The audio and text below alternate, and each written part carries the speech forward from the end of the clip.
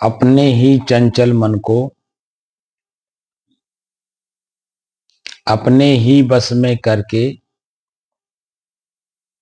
एकाग्रता, स्थिरता एवं स्वयं अपने आप में शांति का अनुभव करने के बाद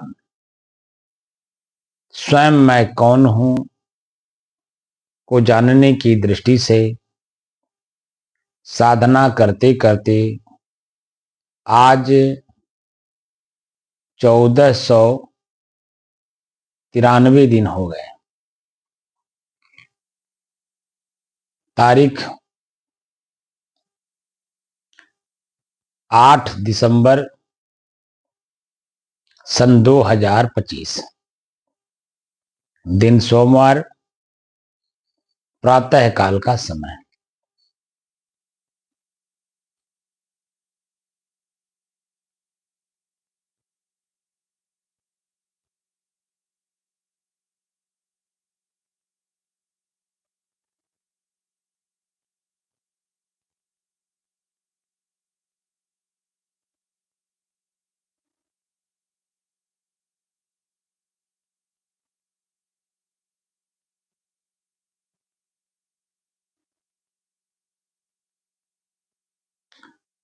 सदगुरु कबीर की वाक्यों में कहें तो सहज ध्यान रहो, सहज ध्यान रहो, गुरु के वचन समाई हो।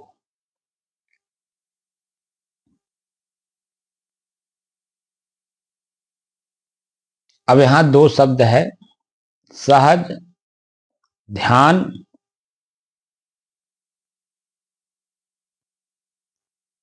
और गुरु, तीन शब्द हो गए। सहज मतलब सरल, स्वाभाविक रूप से,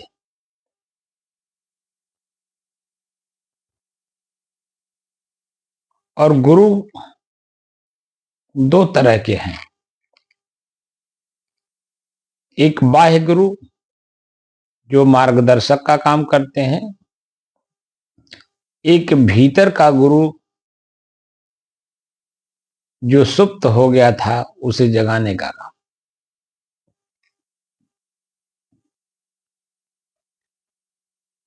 तो गु नाम अंधकार, रू नाम प्रकाश। अंधकार क्या है और प्रकाश क्या है? अंधकार बुराई है और प्रकाश चेतना। चेतना में रहकर यानी सावधानी पूर्वक, सतर्कता के साथ देख देख कर, जान जान कर, समझ समझ कर जब बुराइयों का त्याग किया जाता है तो बुराई जब हमारे जीवन से निकल जाती है उस अवस्था को प्रकाश कहते हैं।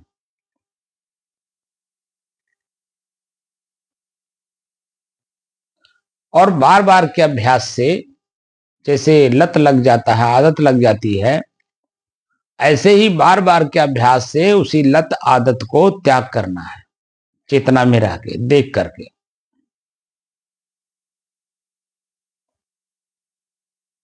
तो मन की वृत्तियां इतनी उलझी हुई रहती हैं कि बहुत तरीके से आपको समझाती हैं।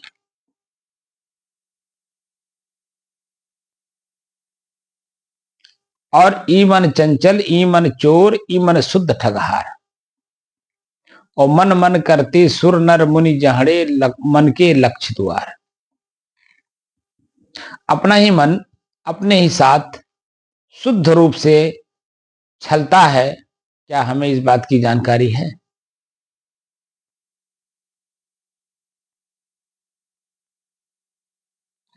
आम जनमानस को तो कतई पता नहीं है, बिल्कुल। लेकिन जो विशेष रूप से हद चले सो मानवा बा बेहद चले सो साधु, हद बेहद दो तजय ताकर मता अगाध। तो हद में जब आप आएंगे तो मनुष्य कहलाएंगे। मनुष्य का नियम है, मनुष्यता का, मनुष्यता में रह करके कार्य करना, यानी चेतना में रह के काम करना कि कोई हमसे गलती ना होने पाए कहीं भी किसी भी प्रकार से, उसे मनुष्य कहते हैं। और जब मनुष्यता त्याग दिया जाता है तब साधुता में आ जाता है, तब अपने ही मन इंद्रिय शरीर को अपने बस में करके शांति स्थिति में रहने की कला सीखी जाती है। हद चले सो मानवा बेहद चले सो साधु। यहां संत शब्द का प्रयोग नहीं किया है कबीर साहब ने, साधु शब्द का प्रयोग किया है। हद माने गृहस्थी मर्यादा अनुसार चलना, मनुष्य कहलाना, और उसको परित्याग करना साधु कहलाना। तो जब हम सामाजिक रीति रिवाजों से चलते हैं तो मनुष्य कहलाते हैं, क्योंकि हम अपने से मनुष्य नहीं कहलाते हैं, दूसरे लोग कहते हैं भैया वो तो आदमी हो, उनको छल कपट नहीं आता। एक गंवार आदमी भी इस बात को समझता है और कहता भी है भैया वो तो आदमी है, उन्हें छल कपट नहीं आता। अगर उनके ऊपर किसी प्रकार का कोई दोषारोपण कर रहा हो तो करने वाला ही दोषी है, न कि वह, क्योंकि वो प्रयोग में करके बोल रहा है, उस व्यक्ति के साथ व्यवहार किया हुआ है। और व्यक्ति जब व्यवहार करता है, स्वाभाविक है कहीं न कहीं छल कपट राग द्वेष ईर्ष्या जलन प्रसन्नताप जो बुराइयां हैं वो कहीं न कहीं झलकती हैं, दिखती भी हैं, प्रयोग में किया भी जाता है। और जब सामने वाला उसमें नहीं अपने आप को दिखाता है, अपनी मनुष्यता की स्थिति में रहता है, तो उसी को जो छली कपटी लोग हैं जो प्रयोग कर चुके हैं उनके ऊपर अपने छल कपट को, वही लोग उनका आदर करते हैं, कहते हैं भैया वो तो साधु हैं, तो आदमी हैं, सज्जन हैं। इसका मतलब वो आदमी आदमी है, और आदमी ने आदमी को परखा। दुष्ट आदमी परखता है, जानता है, समझता है, क्योंकि वो भी तो चेतनावान है। आपके साथ अपना जो स्थिति है मानसिक शारीरिक सामाजिक, उनके ऊपर प्रयोग करता है। प्रयोग करने के बाद जब जान जाता है कि नहीं भाई वो तो आदमी है, इनके साथ को कुछ भी कर सकते हो, छल कर लो, कपट कर लो,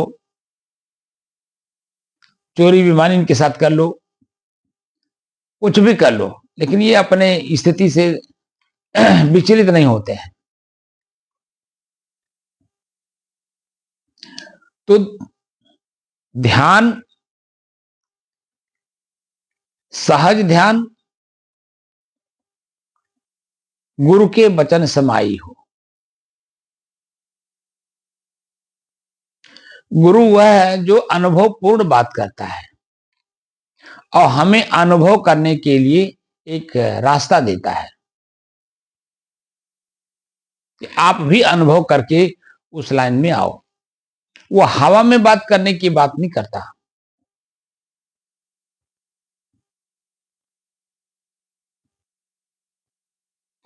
अब जब मैं साधु बना, हमारे कई गुरु भाई हमसे बड़े,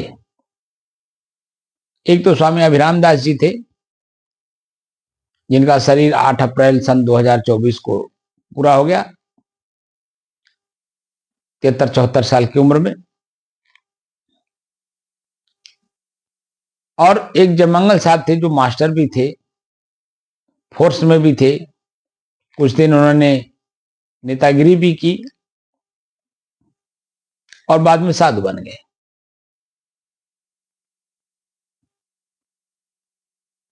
उनका भी शरीर छूट गया।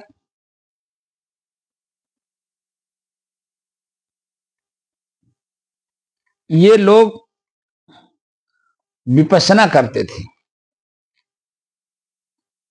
अब विपश्यना किस तरह से करते थे मुझे नहीं मालूम। क्या उन्होंने सीखा, जाना, समझा, फिर क्या प्रयोग किया। बोलते बहुत थे। और हमारे अभिराम दास जी तो हमारे सबसे बड़े गुरु भाई थे। मास्टर साहब तो उनसे छोटे थे और मैं सबसे छोटा था। और भी लोग हैं, अभी 2 लोग तो प्रत्यक्ष प्रमाण के रूप में हैं। एक तो यही है हमारे पास ही, अभी आए हुए हैं, 25 तारीख को आए, 25 नवंबर को। ये रहते हैं बरनाला, पंजाब। और एक और हैं, वो यहाँ से दूर रहते हैं, लगभग 10-12 किलोमीटर दूर। वो पंजाब में ही रहते हैं, गांव देहात में। तो खैर पढ़े लिखे नहीं है वो। जो उनको बताया जाता है, जो उन्होंने सुना है, जो मास्टर साहब ने जो बताया है, उसी को वो करते हैं, या अन्य संतों से जो उन्होंने सीखा।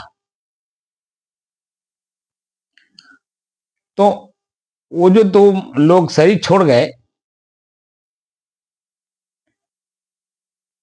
उनको दोनों को जो हार्ट का प्रॉब्लम था। अभिराम दास जी को 4-4 हार्ट के ब्लॉकेज थे और किडनी दोनों फेल थी।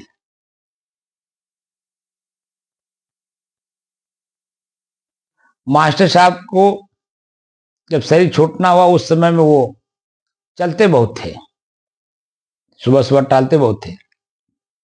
5-5 किलोमीटर, 6-6 किलोमीटर जाना, फिर लौट के आना, तो लगभग 10-12 किलोमीटर रोज चलते थे। तो उनको तो हार्ट का प्रॉब्लम नहीं होना चाहिए, क्योंकि वो भी एक साधक थे, विपश्यना करते थे और लोगों को कराते भी थे।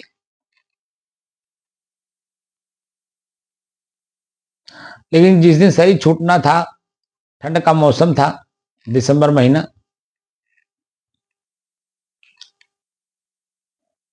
भयंकर ठंडी पड़ रही थी। वो टहलने निकल गए।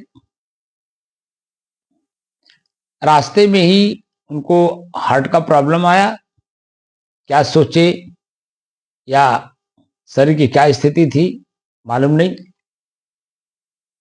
और रास्ते में ही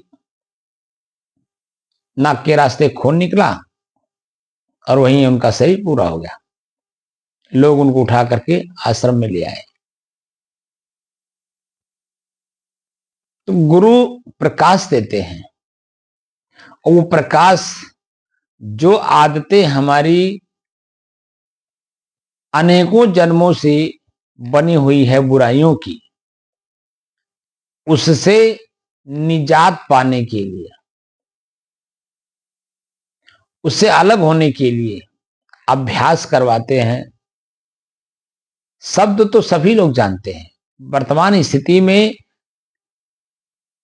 कम से कम 25 साल के बाद, 30 साल के बाद, 25-30 साल के बाद आदमी हर स्थिति से देखिए बने आप में बचने लगता है, क्योंकि इस जन्म से लेकर के 25 साल की, 30 साल की अवस्था तक व्यक्ति हर कार्य को करता है, कर करके वो देखना चाहता है क्या। स्थिति परिस्थिति जैसी भी रहती है, उसमें हर चीजों को देखता है, जानता है, समझता है, प्रयोग करता है, और उसका जो परिणाम है, उस परिणाम को जब देखता है तो अपने आप को बचता है, सावधान होता है।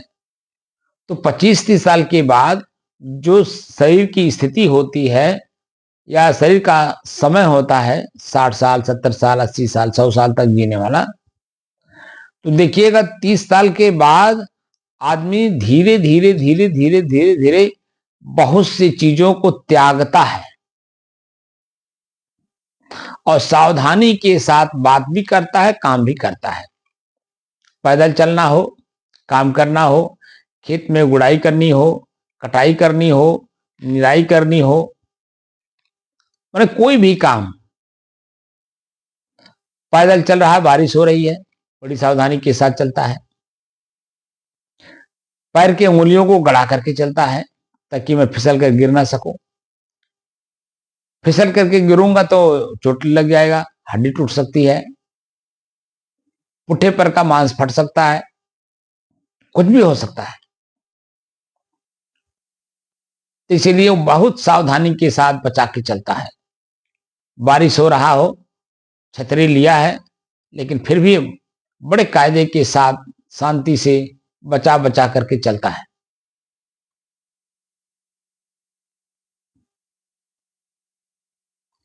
तो सावधानी बरतते समय, कार्य को करते समय सावधानी बरती जाती है। कार्य करते समय जो सावधानी बरती जा रही है, कार्य खत्म होने के बाद सावधानी खत्म हो जाती है। उस समय की जो क्षणिक स्थिति बनती है हमारी और आपकी, इसी को तो पढ़ना है वास्तव में। कार्य करते समय चेतना में है, बच करके चलना है, बच करके बोलना है, बच करके सोचना है, बच करके चिंतन करना है, या कर्म करना है, या कहीं जाना है।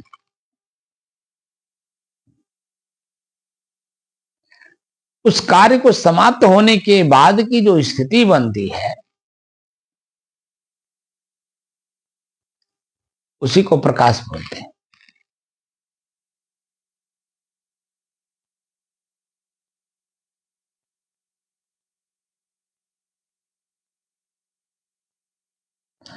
तो ध्यानम निर्विषयम मन है, सहज ध्यान रहो, सहज ध्यान रहो, गुरु के वचन समाई हो। वचन माने शब्द। साधक के मन के अंदर में उस शब्द को अपने हृदय में स्वीकार करना चाहिए, जो गुरु के द्वारा बताए हुए मार्ग का अनुसरण करने वाले जो शब्द हैं उनको।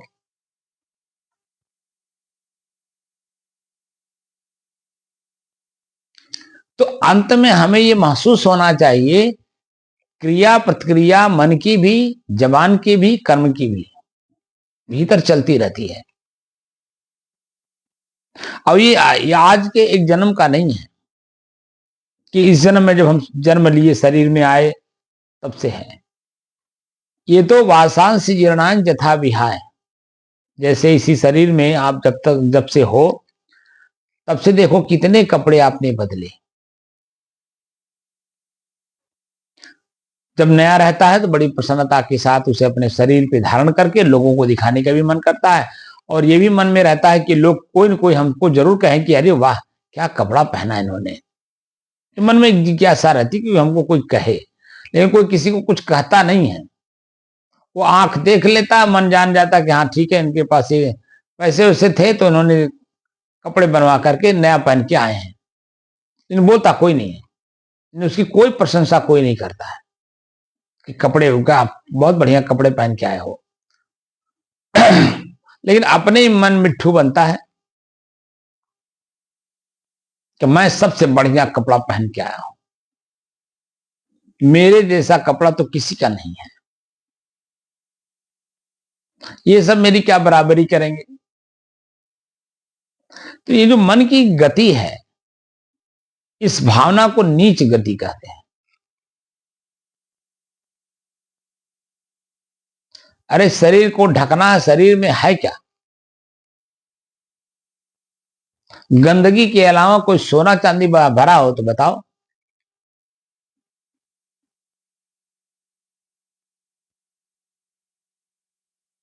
हाँ, कहीं आप गए हो, रिश्तेदारी में गए हो, शादी विवाह में गए हो, या कोई फंक्शन में गए हो, जो भी हो, इतना जरूर रहना चाहिए कि कपड़ा साफ सुथरा हो,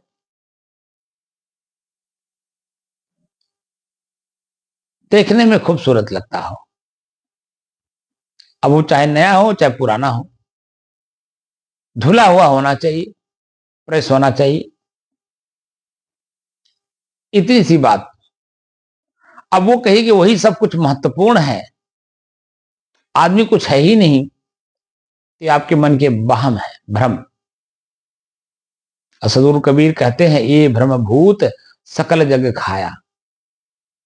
भ्रम एक भूत है, पिशाच, और वो अंदर बैठा हुआ भ्रमित करता रहता है। ए ब्रह्मभूत सकल जग खाया और जिन जिन पूजा तेज हड़ाया। जिन लोगों ने उसको महत्व दिया वो उसी में उलझा। जिसके मन में भी इस तरह की भावना आती है कि सामने वाला हमारी क्या बराबरी करेगा, वो कुर्सी पे बैठ नहीं सकता, खड़े रहेगा। और कुर्सी पर भी बैठेगा तो जन 4 बार नीचे ऊपर ताकेगा, वो अपने कपड़े को देख रहा है। मनुष्य की ऊंचाई उसके कपड़े से, उसके अपने संपत्ति से, जमीन जायदाद से होती तो बहुत से ऐसे लोग हैं जो उसमें उड़ रहे हैं, परेशान हो रहे हैं, वो ना होती। आज तो स्थिति ये है, जब आप आदमी को तवज्जो नहीं दे रहे हो तो आपको आदमी नहीं मिल रहे हैं। ना खेती ढंग की हो पा रही है, ना बिजनेस ढंग का हो पा रहा है, क्योंकि आपने आदमी को आदमी नहीं समझा और अभी भी नहीं समझ रहे हो। तो ये मन का जो वहम लेकर के हम लोग घूम रहे हैं, ये बहुत बड़ा भ्रम है। मैं भी तो आदमी ही हूं, अपने आप पे लगाओ कि मैं भी तो आदमी ही हूं। तो मैं आदमी हूं तो मेरा खुद का भोजन क्या है, मेरा रहन सहन क्या है,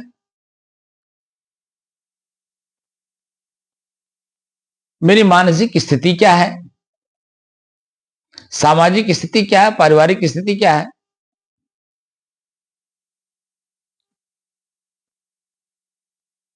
तो जब आप अपने आप को पढ़ने लगते हो तब आपको लगता है यार मैं तो कुछ नहीं हूं।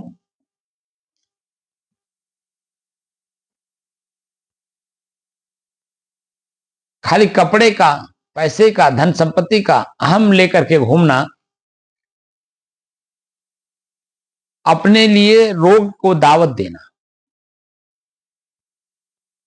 और जब आपको रोग लगा तो धन संपत्ति सब उसी में स्वाहा हो जाएगा।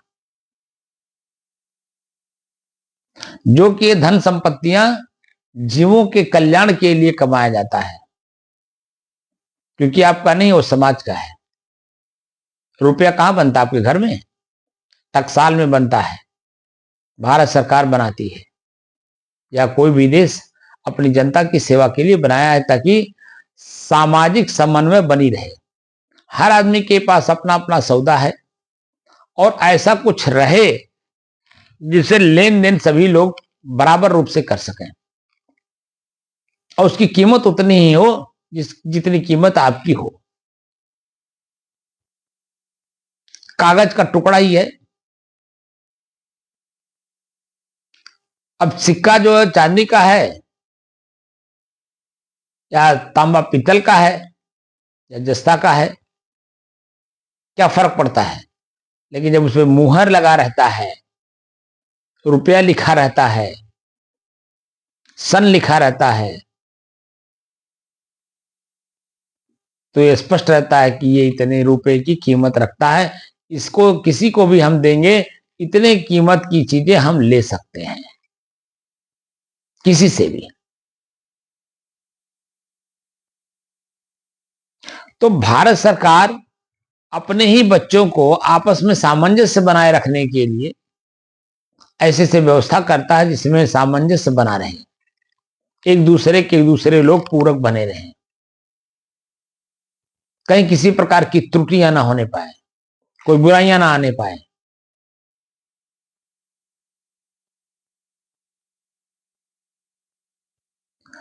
तो जो भी ये जो जमीन जायदाद है किसकी है, इसी में कितने जीव दफन है।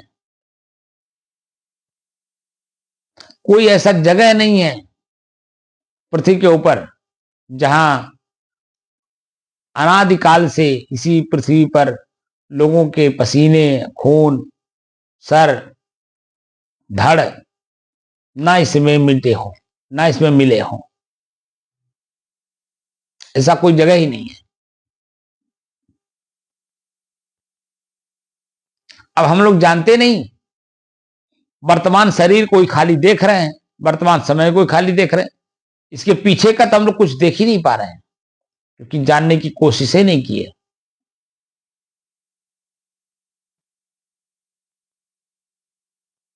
अब जैसे जैसे मन, स्थितियां, शरीर की दशाएं, क्रियाएं शांत हो रही हैं, वैसे वैसे पता चल रहा है भीतर से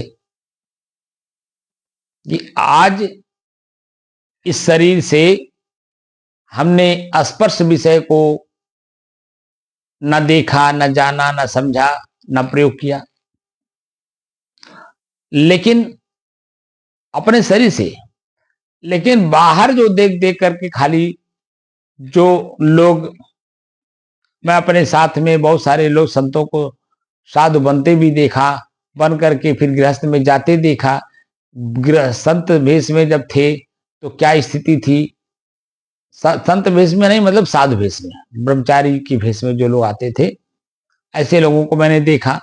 2-4 साल रहते हुए देखा, 2-4 साल के बाद गृहस्थी में मुड़ते देखा, और मुड़ करके आज स्थिति उनकी ये है, जो आप लोगों की स्थिति है वही स्थिति इनकी भी है। तुलनात्मक अध्ययन करता हूं तो देखता हूं कि मैं बेहतर हूं अपने आप में।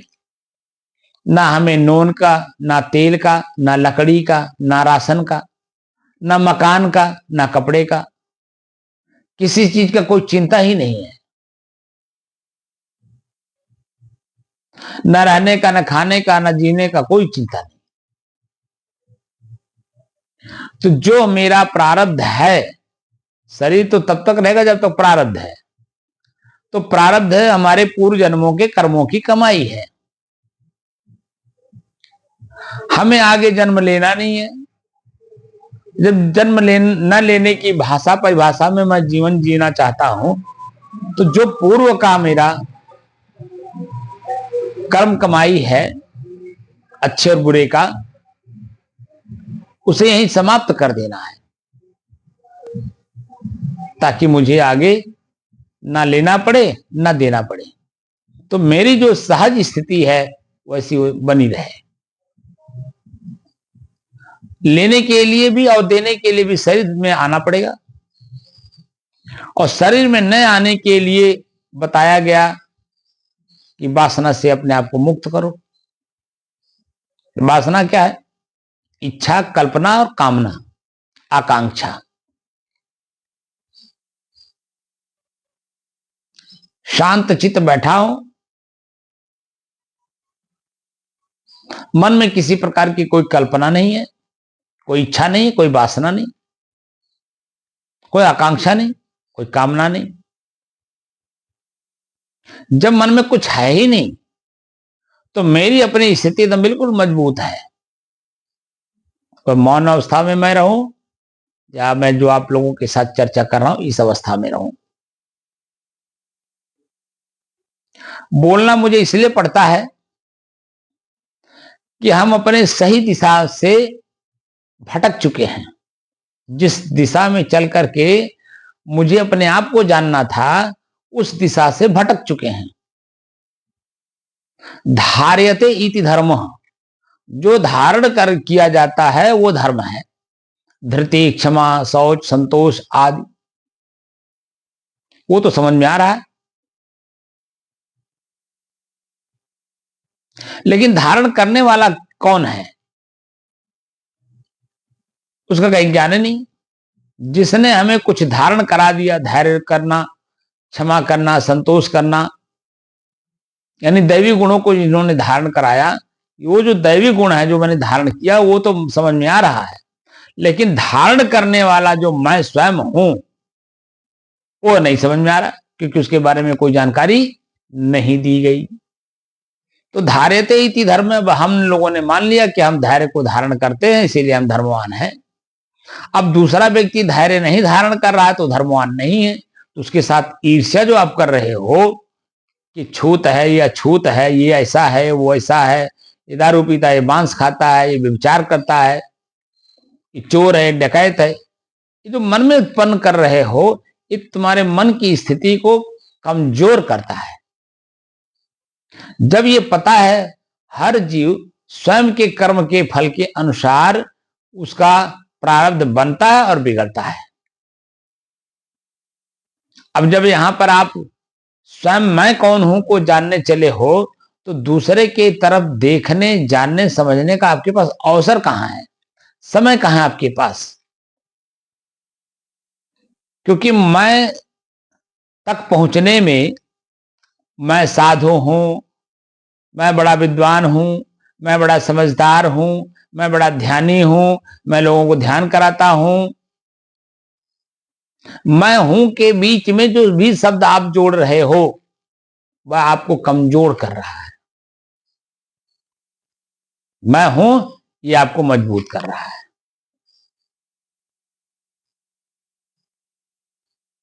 मैं कौन हूं में कोई आवाज ही नहीं निकलेगा, वो तो बिल्कुल भीतर से शांत, मन में किसी प्रकार की कोई इच्छा, वासना, कामना, आकांक्षा कुछ नहीं जागृत होगी, कोई ख्याल नहीं होगा, ना अच्छे का ना बुरे का, एकदम बल्कि शांत स्थिति रहेगी।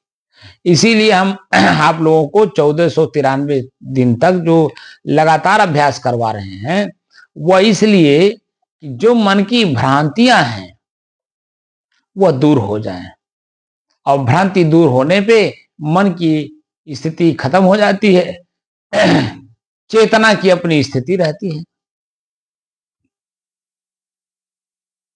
और चेतना की स्थिति में जब मन में किसी प्रकार की कोई बुराई और अच्छाई नहीं रहती है, उस समय में शरीर की जो स्थिति होती है वो परमानंद की होती है। पूरा शरीर एकदम प्रफुल्लित, प्रसन्नचित, आनंदित होता है। इसी को परमानंद की स्थिति कहा गया।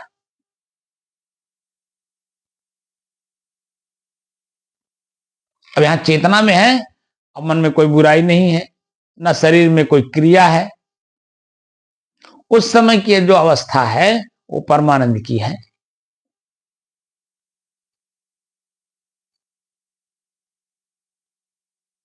और उसी परमानंद की स्थिति में पहले प्रवेश किया जाता है।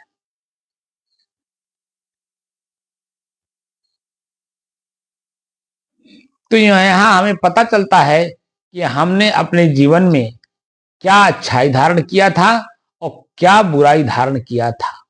यहां था शब्द का प्रयोग हो रहा है।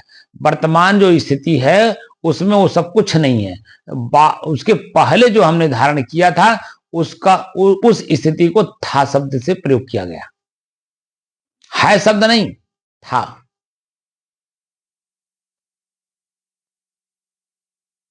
था का मतलब पहले था, है का मतलब वर्तमान में है।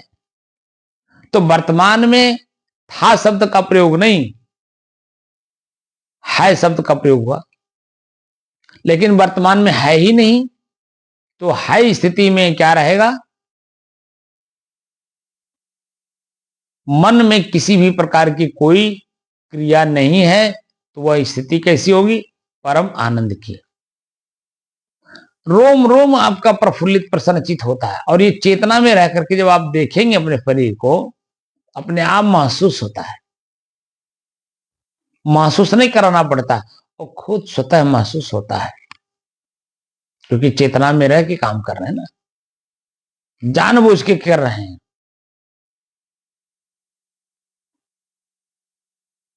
अरे दिन भर मेहनत करते हो, शाम को जब मजदूरी के रूप में पैसे मिलते हैं हाथ में, तो दिन भर का जो मन में कचा चलता रहता है, क्योंकि जो काम करवा रहा है मालिक, आप तो लेबर हो, मालिक जो काम करवा रहा है वो काम करते समय या करवाते समय आपसे ऐसे ऐसे शब्दों का प्रयोग कर देता है कि इसको भी कर लेना, इसको भी कर लेना, इसको भी कर लेना। अभी एक काम पूरा हुआ नहीं और 10 काम वो आपको आपके सिर पे रख दिया, इसको भी कर लेना, इसको भी कर लेना, इसको भी कर लेना। उस समय में मन में क्या स्थिति होती है? मन क्या सोचता है? मुंह से क्या बोलवाना चाहता है? अगर सतर्क है, सावधान है, तो जो भी मन में उत्पन्न होने जा रहा होगा बोलने के लिए, उसको आप साइलेंट कर लेंगे। लेकिन चेतना में अगर नहीं है तो बोल बैठेंगे। तो जो मालिक आपको लेबरई का काम दिया, अपना काम कराने के लिए, जो मजदूरी के रूप में आपको पैसे देगा, पेमेंट देगा, तो उसके मन पे क्या बीतेगा।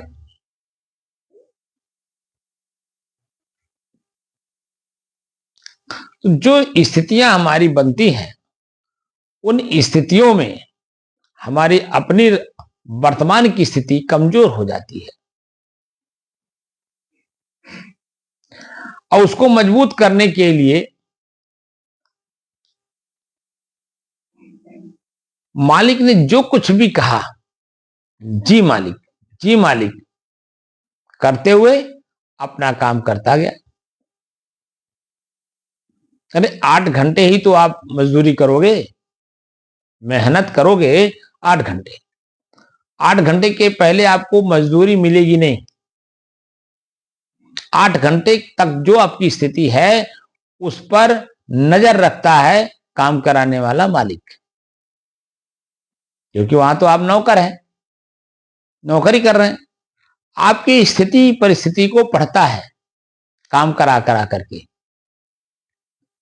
अगर आपने उस मालिक की प्रतिक्रिया नहीं की, बल्कि जो उन्होंने बताया, जी मालिक अभी कर देता हूं, पहले इसको निपटा लूं, एक काम को निपटाऊंगा तभी तो दूसरा करूंगा, अगर इसको मैं छोड़ दूं तो अधूरा रह जाएगा, दूसरा काम भी अधूरा रह जाएगा, इसलिए एक काम पूरा कर लेने दीजिए, वो भी कर देंगे अभी। तो भाषा परिभाषा जो मालिक सुनेगा, आपकी क्रिया को देखेगा। अगर मनुष्यता वाली भाषा का प्रयोग करेंगे, मनुष्यता वाले का कर्म दिखाएंगे आप, तो मालिक आपको शाम को बिना कहे, बिना आपके मांगे आपसे पूछेगा, भैया पूरा मजदूरी दे दें या कुछ ले लेंगे, कुछ कल ले लीजिएगा, तो कल का मजदूरी और आज का मजदूरी डबल हो जाएगी आपकी।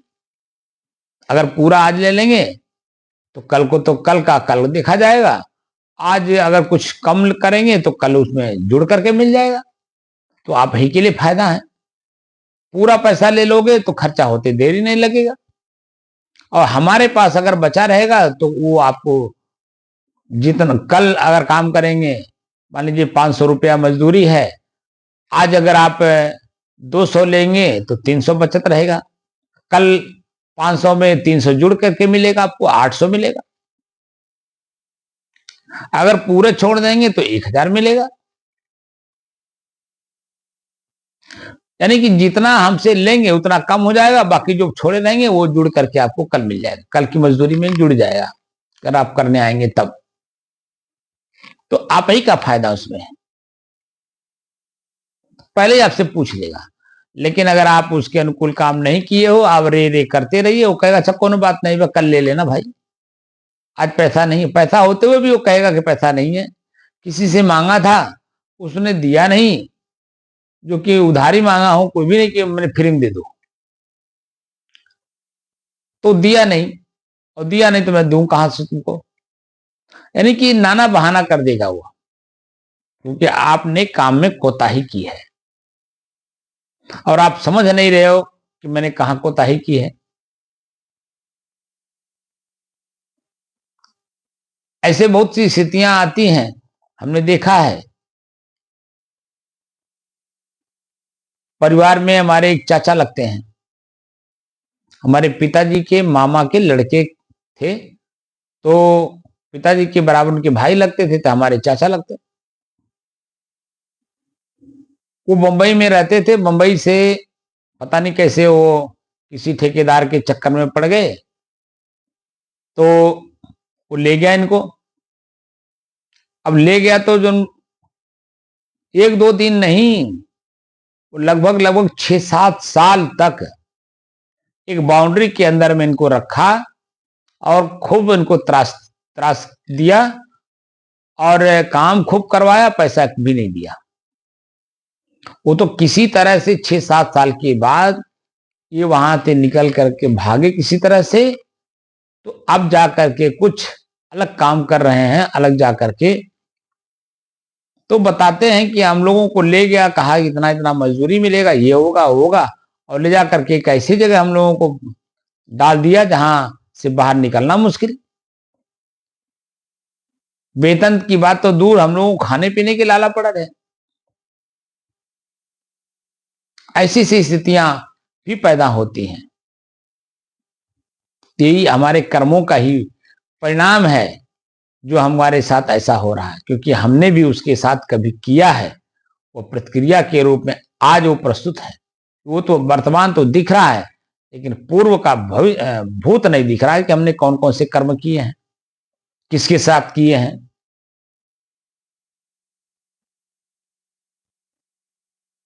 इन सब परिस्थितियों से जब आप धीरे धीरे मुक्त होंगे, एक एक करके, कबीर सदगुरु कबीर कहते हैं ना, एक एक निर्वारी जो निर्वारी जाए, अद्वय मुख का बोलना घना तमाचा खाए।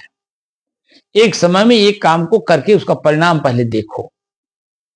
परिणाम अगर चित्त मन शरीर प्रफुल्लित हो रहा हो, प्रसन्नचित हो रहा, आनंदित हो रहा, उत्साहित हो रहा हो, तो जानिए कि आपका काम सफल है। और अगर उसमें कहीं किसी प्रकार का मन में शंका रह जा रहा है, इसका मतलब है काम सही ढंग से हुआ नहीं। दोबारा जो काम करना पड़ जाए तो जान लीजिए कि पहले वाला काम हमने मन से किया नहीं, इसलिए दोबारा करना पड़ रहा है।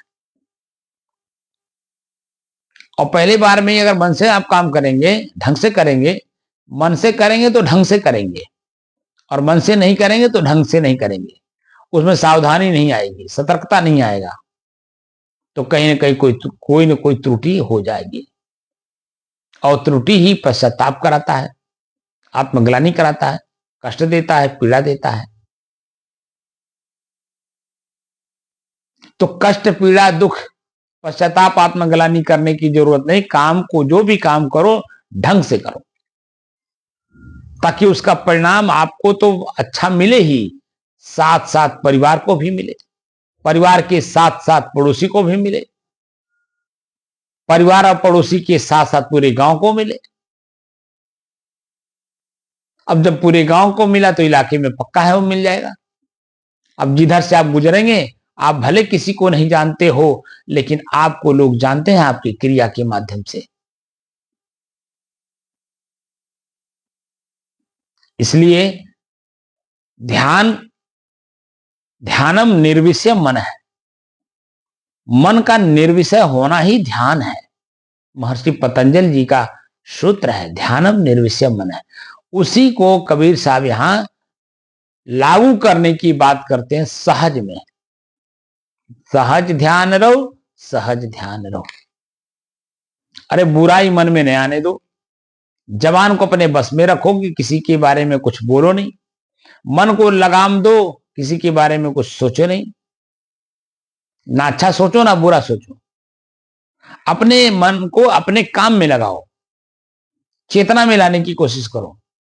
और चेतना में जब मन आ जाएगा तो निश्चित है हर जगह सावधान रहेगा, सतर्क रहेगा, सावधानी बरत कर ही काम करेगा। और जब काम का परिणाम सामने आता है सावधानी का, तो चित्त मन शरीर तीनों प्रफुल्लित प्रसन्नचित आनंदित होते हैं। जब उसी में कोताही करते हो, चतुराई करते हो, बुराई लाते हो, तो वहीं पे जब परिणाम आता है तो भले आप समझते हो कि मैं बड़ा चतुराई के साथ उनके साथ छल कर ले गया, वो जान नहीं पाए। अरे वो जाने अथवा ना जाने, तुम जान रहे हो कि नहीं? तुम खुद जो कृति किए हो, उस कृति को जब आपके साथ किया जाएगा, आपका मन दुखी होगा, तब आपको स्मरण होगा, ओ हो, उसी का परिणाम है जो मैंने पहले किया है।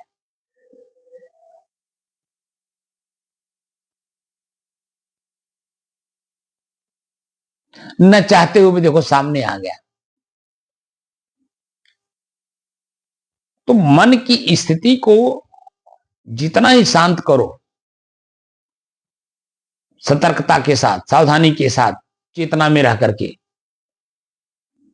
हमारा मन हमारे साथ कहां कहां छल करता है, कहां कहां धोखा देता है, किस तरह का पीड़ा देने का पूरा योजना बनाता है, एकदम स्पष्ट समझ में आ जाएगा। आपको दूसरे की तरफ ताकने की झांकने की जरूरत नहीं, अपने तरफ ताकने झांकने की जरूरत है। और वह है स्वयं की तरफ ताकना झांकना, स्वयं के लिए आनंददायक स्थिति पैदा करेगा अंत में, लेकिन बीच में जब शुरू करेंगे और अंत होने के बीच में जो स्थिति रहती है ये मन की बड़ी खराब होती है। हमारा ही मन हमारे साथ कौन कौन से शब्द का प्रयोग करता है, कहां करता है, कैसे करता है, किस रूप में करता है, ये तो जब वर्तमान में रह करके मन को जानने की कोशिश किया जा रहा है तब समझ में आ रहा है। अन्यथा तो वहम तो बहुत डालता है।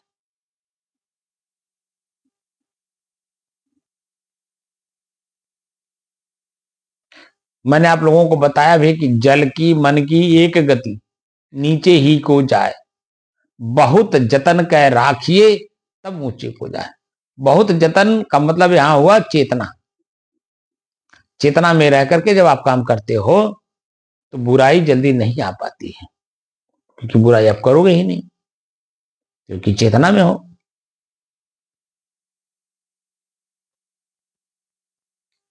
और जब बुराई नहीं करोगे तो मन की स्थिति जो बनेगी वो मन की स्थिति आनंददायक होगी।